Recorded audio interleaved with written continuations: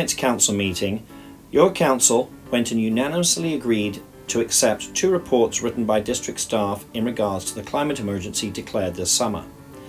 Of these, there are a number of things. One of them is a 45% reduction in greenhouse gas emissions by 2025 and a 100% by 2050. Your same council went and adopted climate plans in 2011 that had very long and lofty aspirations, and they met none of them.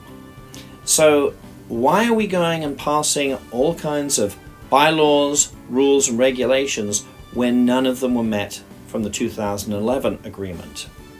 If you listen to the comments that there are from council members after the slideshow, you'll go and hear things about wanting to go and eliminate the use of gas whatsoever for heating of hot water or your homes, potential of having a environmental levy put on top of your taxes, and all kinds of other things to go and control how you behave in your community. And more importantly, if you listen to Craig Cameron's comments, it is also to push this thing for density in West Vancouver and to go and densify our communities. And that, I think you will find, is why we are in the climate emergency in West Vancouver. Nothing to do with climate.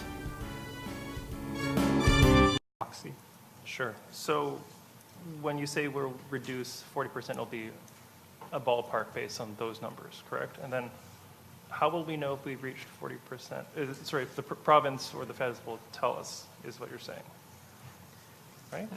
Through your worship,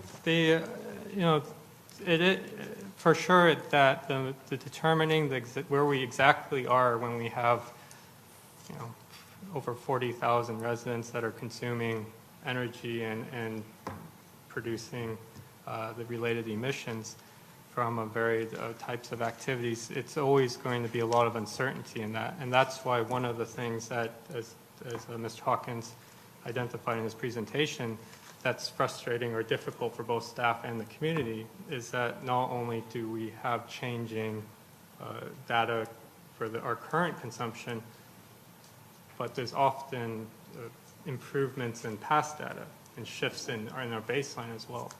And I think we do have the benefit that the province of BC has really demonstrated leadership in this regard, and despite the lack of data that we have, we're much better off than some other jurisdictions may be. In Vancouver, Vancouver has identified the need for 100% of new and replacement heating and domestic hot water systems to be zero emissions by 2025. So in 5 years, every time you build a new house or you replace your heating or your hot water system, it can no longer be gas. It has to be electric. Starting in 5 years, every single retrofit in every single new building. We're passing, with Rodgers Creek, for example, we're passing an area development plan that will take 7 to 10 years to build out. We're passing it in the near future. And so on, whereas here this is about giving council the policy to encourage the community to facilitate land use change, investment in things like active transportation to enable those behaviour changes. Fine. We need to change how we live. Every single person in this room and in this community is going to have to change how we live. We're going to need to live in better, smaller houses, closer together. We're going to need to walk more, live local, take the bus more. We're not going to be able to live the way we've lived for the past 50 years. It's not going to work. We can solve everything by just not building anything and keeping our population steady. I mean, as Mr. Hawkins rightly pointed out, we could reduce our emissions to zero if we killed everybody in West Vancouver. I mean, it's an absurd argument, but they also mean that we need to concentrate people, we need to cluster people together, and then we need to make it so they can live locally and they have good transit links. And so this means we will need to build. It means we need to build better and we need to build smart. So all of these things, all of these measures we're talking about, they really are, the really meaningful ones are ones that are going to actually change how we live. And the sooner we grasp that reality, embrace it, and try to build, that better future that's more sustainable, the better. The more we try to cling to the ways we've done things that aren't working anymore, the worse it's going to get. So I very much support staff's work on this. I think it's not going to be a it's going to be a long process. It's going to be iterative. We're going to learn from mistakes. But we absolutely have to keep pushing. We absolutely have to keep improving. And we're just one small part of the region, and we're one small part of the world, but we need to be an example, and we shouldn't be patting ourselves on the back.